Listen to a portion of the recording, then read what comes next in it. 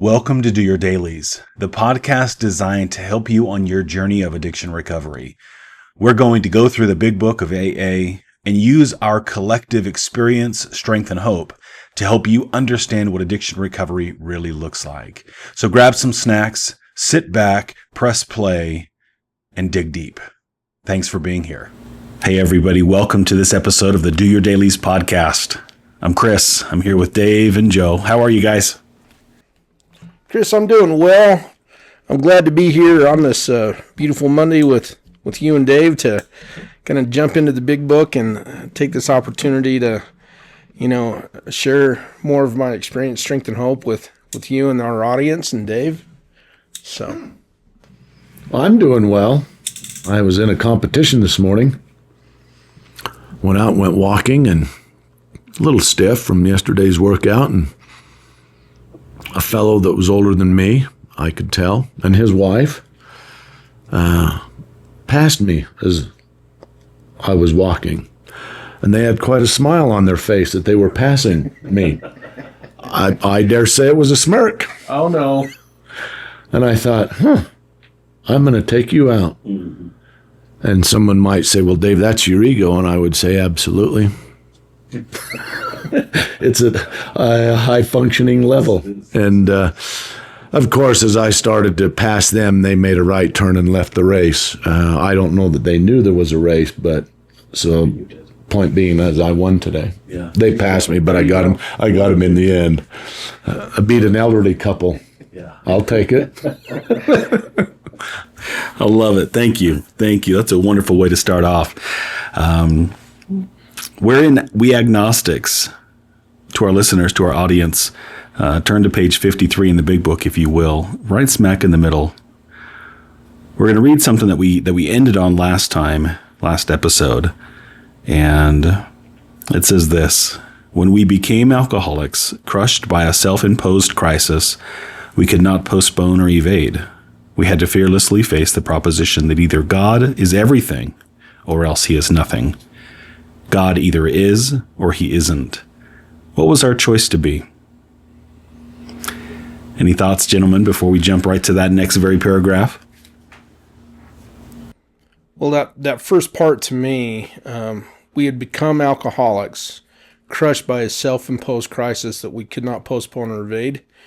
That, I know for myself that I evaded absolutely owning the fact that I was an alcoholic for quite some time until it became evident that there was a problem. At that point, there was no more postponing or evading it. It was like I had to admit that there was an alcoholic problem and it was me, and that I needed God.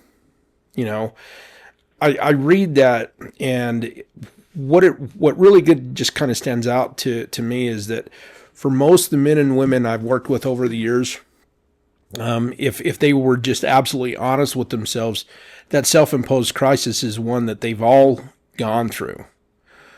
But a lot of them do not want to admit that there is a God of their understanding that will work with them to overcome this, and they evade it like the plague.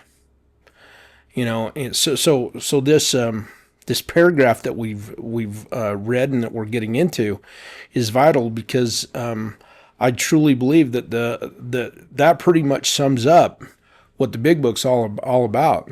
We have a problem, there is a solution, but are you going to do something with that solution? I agree with Joe, the whole notion of evade the issue of God, because, and I'll speak for myself, I didn't have an understanding.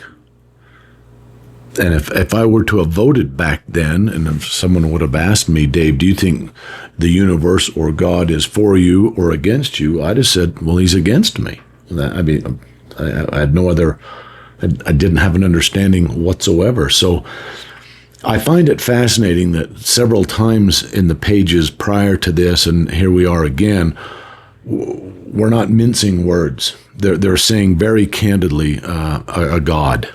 We're not talking about, nature or other things, higher power. And I know there's lots of definitions of higher power, but in the context of this program and what we're saying is he's either everything or he's nothing. And I had a fellow ask me once, Dave, do you think it's all right that nature's my God? And I said, that's not my position to say. But I said, when you have a problem, does nature answer you? I mean, do you pray to nature or a tree or, how does that work? I said, because I need inspiration. I need new thoughts. I need a power greater than myself. And I'm not saying nature isn't. I mean, I look at nature, yes, but can it influence me and talk to me? Or is it just when I'm out there, does my mind just relax a minute and then the right answers come? And I don't want to get into that debate, but I do want to say that here they're so clear yet again. Even before the real work starts, we haven't even talked about the step work, the actual process that we're going to go through. So what they're doing is they're teeing us up. They're preparing us. Get your mind right. And what I love about, and this is not just 1 or 2 or 10 people, this is hundreds. And they're saying it either is or it isn't. What's our choice to be? So they're not telling us what our choice is to be. They're asking, which then requires me to get into a thought process and push. Because as Joe said, I'm crushed by this situation. My situation, and he uses the word self-imposed. I'm the only one that I can blame everybody in the world on my condition, but I'm really the only one that can put alcohol or a drug in my body. I make that decision. So it is self-imposed, and I'm sitting here. That's non-negotiable. My life's a wreck. I've burnt my life to the ground. And it will continue to burn unless there's some sort of intervention or I stop it some way. And they're saying, you got to answer this question. In my desperation of where I am, what's it going to be, Dave? And we understand that you don't understand even what you're talking about. We're just asking for just the smallest amount of willingness and open-mindedness to lean into this a little bit. That's what they're saying there. So answer the question, Dave. You don't need to answer it now. Go home and think about it. Go drink some more, I guess. And then come back and say, are you ready now? I mean, what's it going to take? So I think this is, and then the next sentences go right on and he just keeps going. So this is powerful stuff. All right. Thank you, guys. That next paragraph says this. Arrived at this point, we were squarely confronted with the question of faith. We couldn't duck the issue. Some of us had already walked far over the bridge of reason toward the desired shore of faith. The outlines and the promise of the new land had brought luster to tired eyes and fresh courage to flagging spirits. Friendly hands had stretched out in welcome. We were grateful that reason had brought us so far, but somehow we couldn't quite step ashore. Perhaps we had been leaning too heavily on reason that last mile, and we did not like to lose our support. That was natural, but let us think a little more closely. Without knowing it, had we not been brought to where we stood by a certain kind of faith? Hold on right there, Chris. I think this is an important piece, that bridge of reason, and they're sticking their hand out. What are they talking about? They're talking about that we've got this desperation and our lives are a mess and I can't do anything about it. I can't drink like I used to. I can't stop when I start. And I don't know. And it's just getting catastrophically worse. And yet I'm looking and I'm seeing guys, and maybe I knew some people that used to be like me, but now they're not. And so they're sticking that hand out. And the reason says, wait a minute, they used to be like me. They used to be on this side and now they're over there. And I don't know how they got there. But I wonder if I ought to put my hand out. I wonder, because if they did it, then by logic, by reason, can I do it? I don't know what they did. I don't understand any of it. And so that's why he says, yeah, we look out, and it brought some luster to some fresh, tired eyes and fresh courage. But that reason only got us so far. Somehow we just couldn't quite step ashore. And I think that's where the faith comes in and said, I don't know what you guys did. I don't know how you got there because you used to be like me, but you're there. So I'm much more interested in maybe what you're doing. And then you're going to talk to me about God. And then, oh boy, now I just closed my tent. I don't want to get into there. Why? Because I'm afraid. And in my case, I didn't understand. I could not articulate a single sentence about my spiritual belief or what God was or was not. I had no training, no background, I was, and frankly, I was going to be embarrassed. I was already so full of shame and guilt. And then to say, oh yeah, here's another guy, and he doesn't know anything either. And that's not how it was at all. Not at all. So I think that's an important concept to look and say, yes, they did it. Now, what is it that they did? And these next pages are going to talk a lot about faith. Yeah, we see this finished product, what we believe is a finished product in other people who've been there, right? And are now like on the other side that you talked about. And sometimes as human beings, we think, well, what's the dollar amount? What do I got to do? What box do I got to check to get that finished result? And so sometimes when people start to say, well, this is what it takes, we go, I want that finished result. I don't know if I'm ready to do the work because that looks really hard. That looks really uncertain. And so there's some pushback, I think. All right. Very bottom of 53. For did we not believe in our own reasoning? Did we not have confidence in our ability to think? What was that but a sort of faith? Yes, we had been faithful, abjectly faithful to the God of reason. So in one way or another, we discovered that faith had been involved all the time. Found, too, that we had been worshippers. What a state of mental gooseflesh that used to bring on. Had we not variously worshipped people, sentiment, things, money, and ourselves? And then, with a better motive, had we not worshipfully beheld the sunset, the sea, or a flower? Who of us had not loved something or somebody? How much did these feelings, these loves, these worships have to do with pure reason? Little or nothing, we saw at last. Were not these things the tissue out of which our lives were constructed? Did not these feelings, after all, determine the course of our existence? It was impossible to say we had no capacity for faith or love or worship. In one form or another, we had been living by faith and little else. Imagine life without faith. Were nothing left but pure reason, it wouldn't be life. But we believed in life. Of course we did. We could not prove life in the distance. Nope. We could not prove life in the sense that you can prove a straight line is the shortest distance between 2 points. Yet there it was. That's so fascinating to me. Those examples of, I know it. Well, show me. Teach me. Well, I don't know how to explain it to you, but I know it. There's a difference there. And those that feel it, it's tangible, it's palpable, it's known.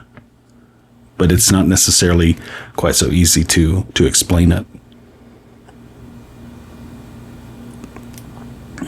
We could not prove life in the sense that you can prove a straight line is the shortest distance between 2 points, yet there it was. Could we still say the whole thing was nothing but a mass of electrons, created out of nothing, meaning nothing, whirling on to a destiny of nothingness? Of course we couldn't. The electrons themselves seemed more intelligent than that. At least, so the chemist said. Hence we saw that reason isn't everything. Neither is reason, as most of us use it, entirely dependable, though it emanate from our best minds. What about people who proved that man could never fly? That makes me think about that, what we read a few episodes ago, a few pages ago, kind of that, well, today, this is what we know. This is what we believe. This is to the extent that science or technology or man's ingenuity has gotten us. That doesn't mean we're done. Doesn't mean we're there yet. We're still going. We're still learning. Isn't it wild? I'm sitting here. I'm 67 years of age. My grandfather died. One of my grandfathers died at 80. He never experienced any of the things that we take completely for granted right now.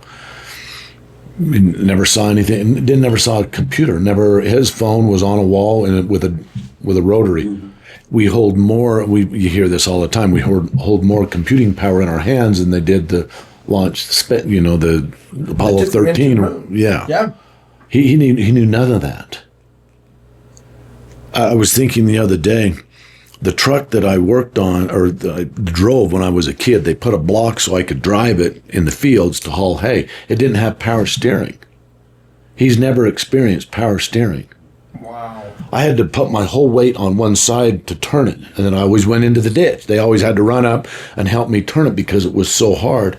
I don't even know if I said to my sons, tell me about power steering. They wouldn't even know what that meant. It's a given. Yeah. It's just a fact of life. And I look at my 2-year-old grandson, and he's, thumbing through and on his device and whatever. So yes, reason can only get us so far, but this is a scaffolding process, and we learn so much, and then we take that, and then we're open and we're ready for the next level. So, and he says that we're going to see another kind of flight. All right. Top of 55. Yet we had been seeing another kind of flight, a spiritual liberation from this world, people who rose above their problems. They said God made these things possible, and we only smiled. We had seen spiritual release, but liked to tell ourselves it wasn't true. Actually, we were fooling ourselves, for deep down in every man, woman, and child is the fundamental idea of God. It may be obscured by calamity, by pomp, by worship of other things, but in some form or another it is there. Hold right there. That's quite a bold statement, isn't it? That whole statement right there pretty much sums up most of people's problems with higher power. And that statement about obscurity is so fundamental in understanding it. It's hard for some people to really understand that deep down in every man, woman, and child, the fundamental idea of God is interwoven in us. I've read some material that talks about, this God gene, right? Which qualifies basically what it's saying down there, but even though many of us have that innately woven into our makeup, a lot of us don't connect to it because there are things like traumas.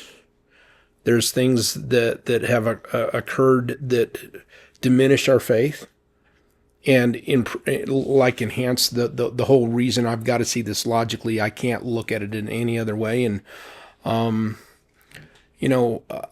don't think there's any evading kind of what they're saying there, because it says very clearly, actually, we were fooling ourselves. In other words, we have these ideas, these concepts that we make bigger than what's innately within us. Unless we're going in that inward journey to find out really what is the makeup of us, we're not going to see that. There's so much there in just that paragraph too. Well, and I've been hit for so many years with the notion of why would the calamities, why was I born in this situation and not that one? And how did we land in America? The atrocities that man does against man, all of that sort of thing. And I read something a long time ago, and it said, even the mighty Zeus, the god of all, those types of gods, could not take away the ability of choice. We have the freedom to choose, and people can choose to do things, and that's one thing. But here's the other part for me. This paragraph is so important. And it was posed to me when that was read, that in every man, woman, and child is the fundamental idea of God. Now, what I wanted to do was repel that. Why? Because I didn't understand it. So it was presented to me, Dave, just try this. How about that? You've held that belief and that fear for quite some time. Why don't you shift that? Rather than try to argue against it, because, Dave, what is your argument? And it was a very short argument. I just don't believe that. Well, based on what?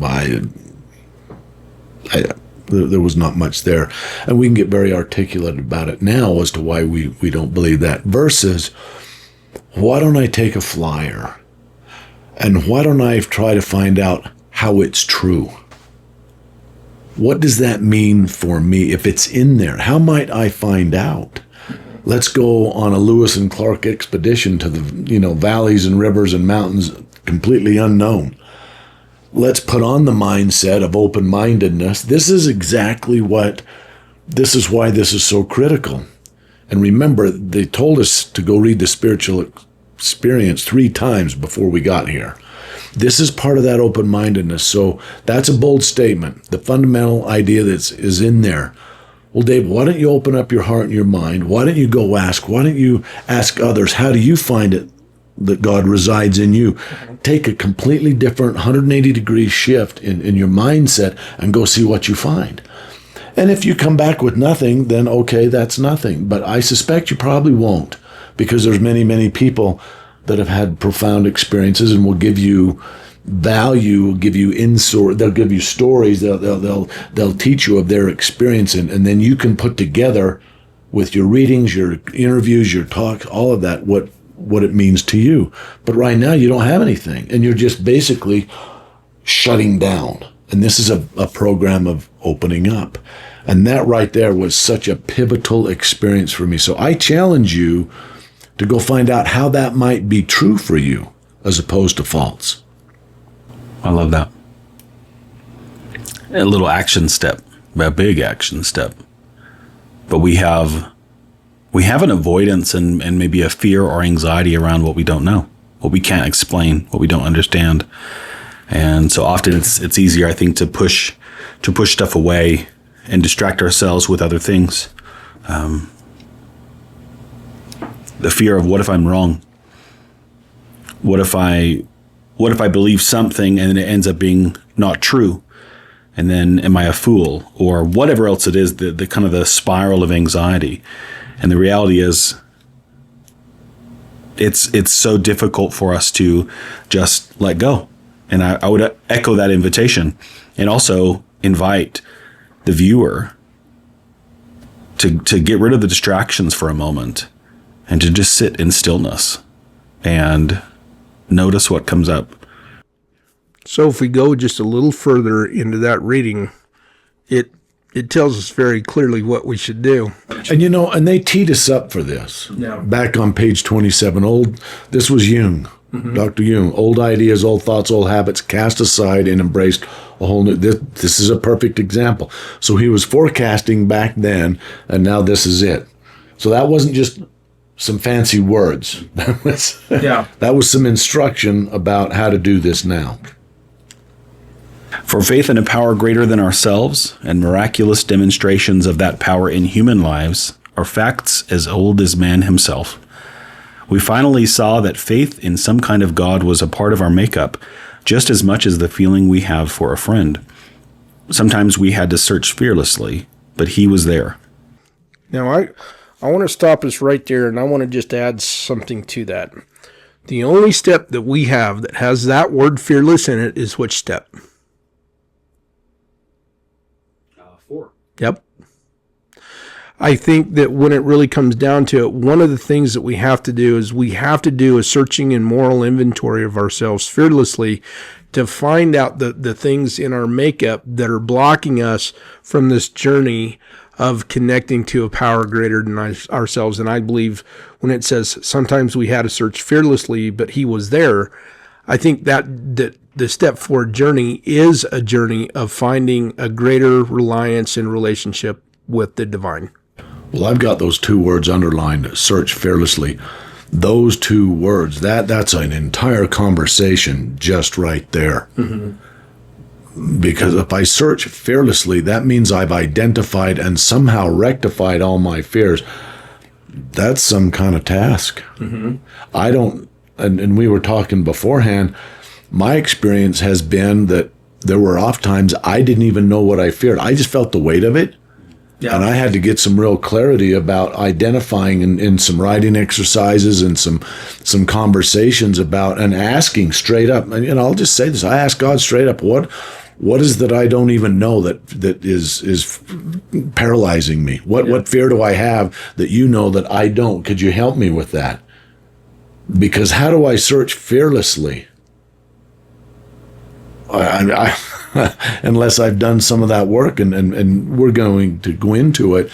But that is quite that combination of words. That says a lot. It really does. He was as much a fact as we were. We found the great reality deep down within us. In the last analysis, it is only there that he may be found. It was so with us. Now, I want to just stop right there because I've had some time to really dig into this, and I've come to a conclusion that what we're really being told here is there's only one place inside of ourselves that God's going to be found.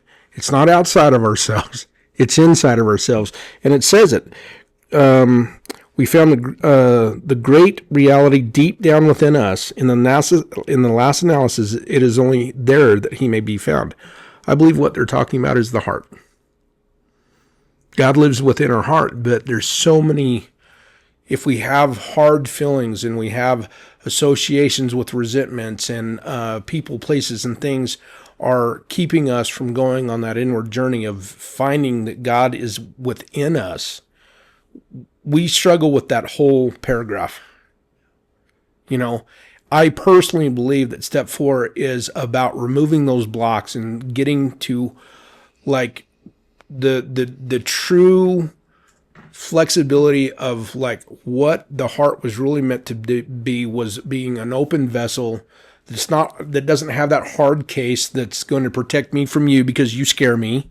You know, it's about having a real flexibility to being able to be open to things that I'm scared of, I don't understand, that have maybe hurt me in the past, and being able to allow the process of that relationship with the power greater than myself to redesign me from the inside out so that flexibility is a part of it, my open-mindedness is part of it, so I don't continue to hold on to the poisons that harden me. Reminds me of a story, and I won't get it exactly right, but thousands of years ago, some of the workers that were helping put together men and women, the question came up, where do we hide divinity? Where should we put God so that man doesn't ruin it? Which is an interesting concept in essence. Well, we're going to put him at the bottom of the ocean. Man will never find it there. No, he'll figure some way to get down there. He'll figure out how to breathe underwater, which is an interesting book, by the way. Mm-hmm. And he'll get down there. Okay, we can't put it there. Well, we'll put it at the top of the highest mountain. Well, man is determined. He'll figure out how to climb that mountain. When he gets up there, he'll find divinity, and he will somehow soil it and ruin it. Well, we'll put it out in the farthest desert. You know, it's the harshest climate or the deepest jungle. He'll find it. And then one fellow, he's sitting there, and he hadn't said much. He said, I've got it. He said, I'm going to suggest a place where man will never, ever think to find it. Well, where would that be? We will hide divinity deep inside of himself, and he will never think to go there. And I just really love that. And here we are. That's exactly what they're asking us to think about. Well, let's go inside. Let's completely disassemble, dismantle our armor, our ego, all of it, and get down to the root core of the divine in each of us. And that's a transformative, that's a very abundant mentality that these people came up with a long time ago. And I'm so grateful that they wrote that down for us.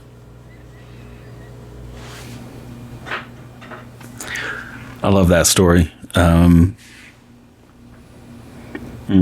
That brings up so many different thoughts, and that looking for answers outside of ourselves instead of from within, using our intuition, that spirituality. We want to intellectualize things. We want to sound smart. We want to sound like we belong, when we inherently already do belong and have this enoughness without having to intellectualize it all and prove anything. It's been my experience that I have never been able to resolve an external conflict unless I resolve the internal conflict first. I must go inside first, and then the external will take care of itself.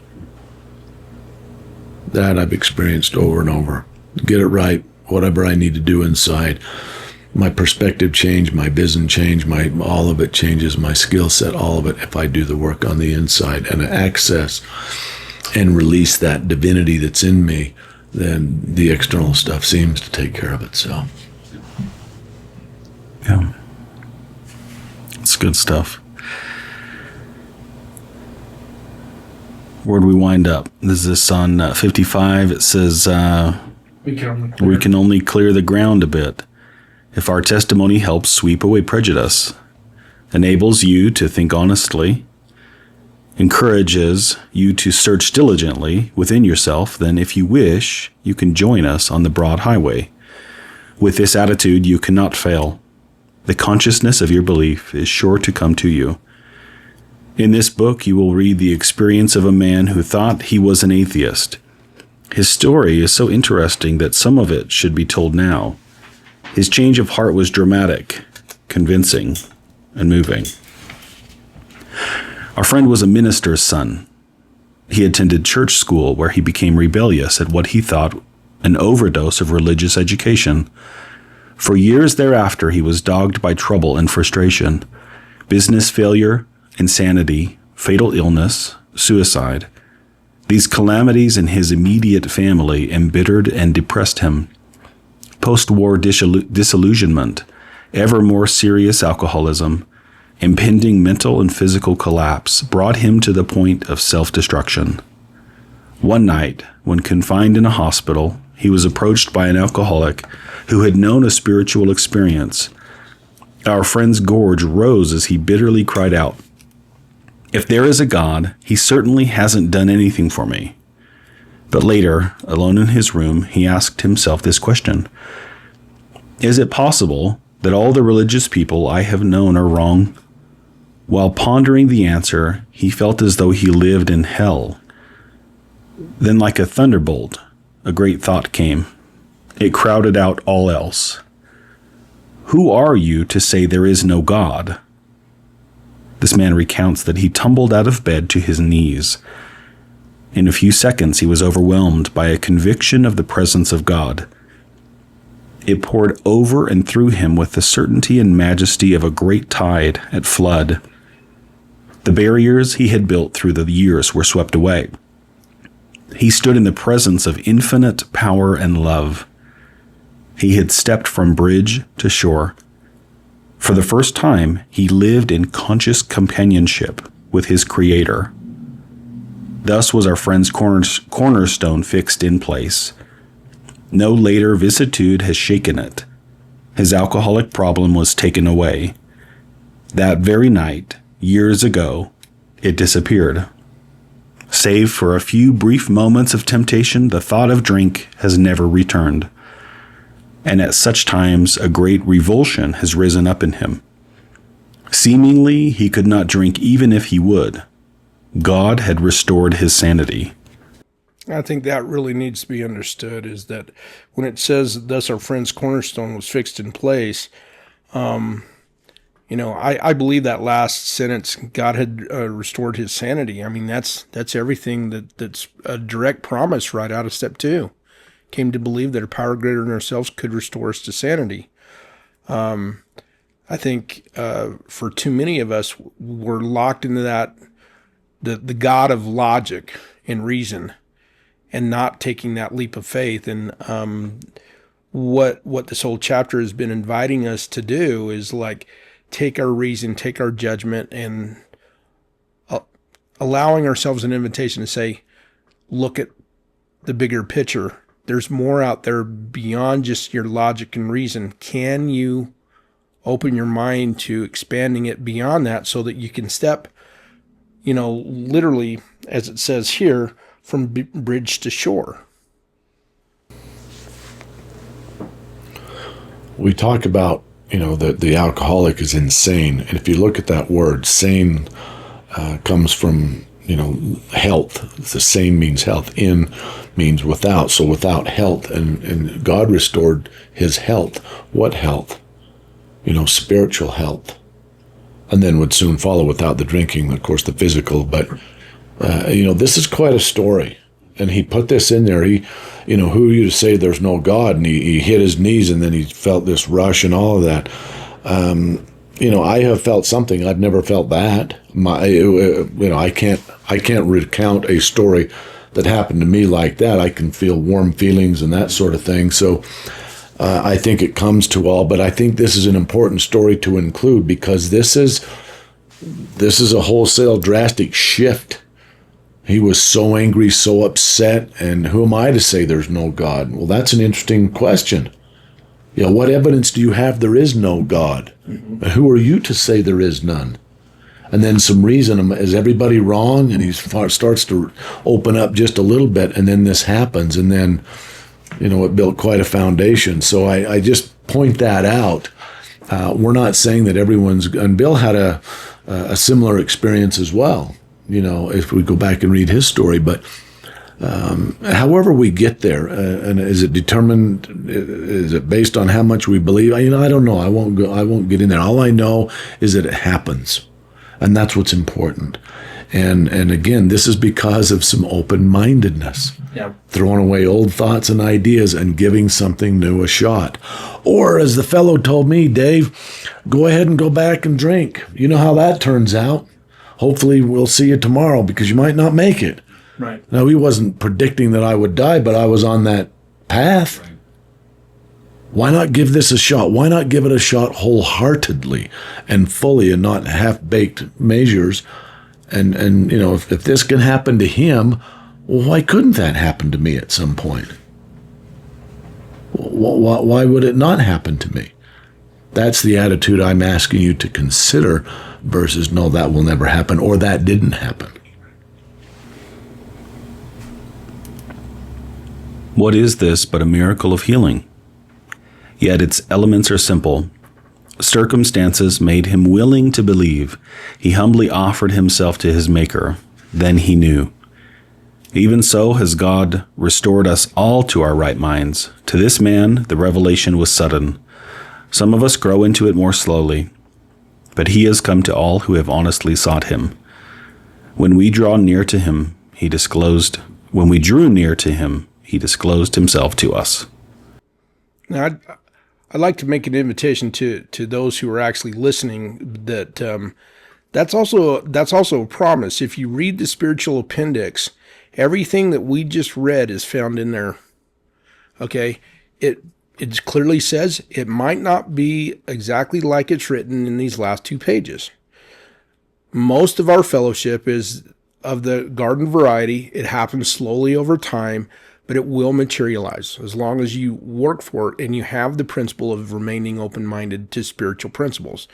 If you do not remain open-minded spiritually, it will close you off from the ability to actually have the God of your understanding disclose himself to you. Well, I look at it very simply, again, simple-minded. That word, he said, but he has come to all who have honestly sought. Yeah. S-O-U-G-H-T. So if you were to ask me early on, Dave, rank your sought. How did you sought? The present is seek. Seek him. So Dave, was it a 1, 10 being top notch? Did you do a 1? Did you do a 10? So you're coming to me with an opinion. It's an opinion because you didn't have the experience. Why? Because you didn't seek him. You haven't honestly sought him. So you get out what you put in. And if you didn't put much, my question is, why didn't you put much in? But now you're coming back with a negative saying it didn't work. Well, this was fascinating to me. Listen carefully. So, Dave, you're complaining about results you didn't get for work you didn't do. That was pretty smart. I didn't have much to say. And so the reverse of that, you're telling me about results you got from the work that you did do. That's marvelous. Let's go with that one. Yeah. That's powerful stuff. And then what's the next destination in the journey? What's the next step? What's the next dot that we're going to connect? Because I can look back at some of those powerful moments. Ooh, that was awesome. That felt good. I liked that. It was freeing, inspiring, motivating, all those things. I want more of that.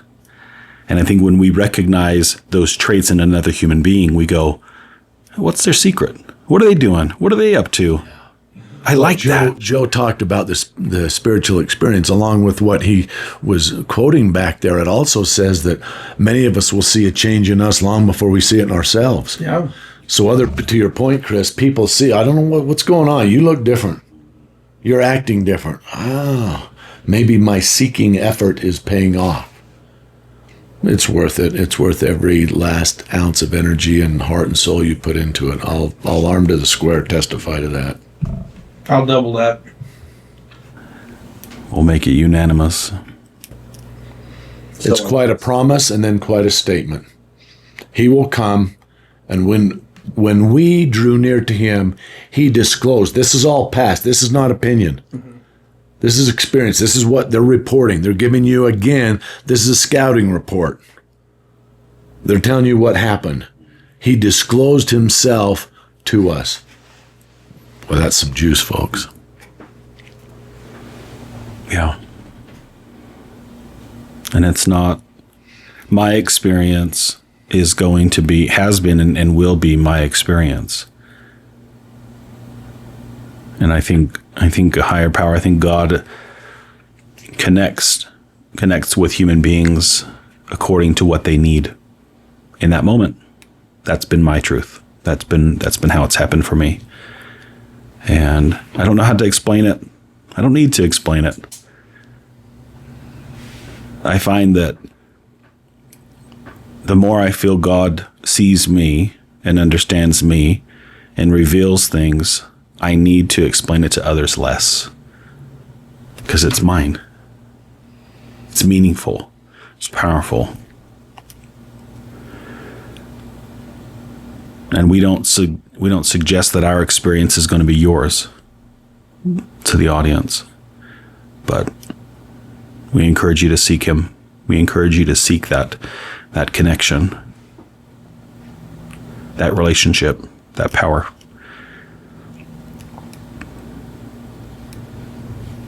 Thank you for being here with us. Thanks for letting us into your mind and your heart and have some conversation amongst ourselves. We hope it's been greatly beneficial to you. And we will see you next time on the Do Your Dailies podcast. Have a great rest of your day. Thanks for checking out this clip from the Do Your Dailies Big Book podcast. If you like what you hear and you want more, please like and subscribe and share this show with your friends, with your clients, with your sponsees. That's the best way to support us bringing you more recovery content. You can follow us on YouTube, Facebook, and X at Do Your Dailies. This podcast is sponsored by Hobble Creek Health and is edited and produced by Nielsen Digital.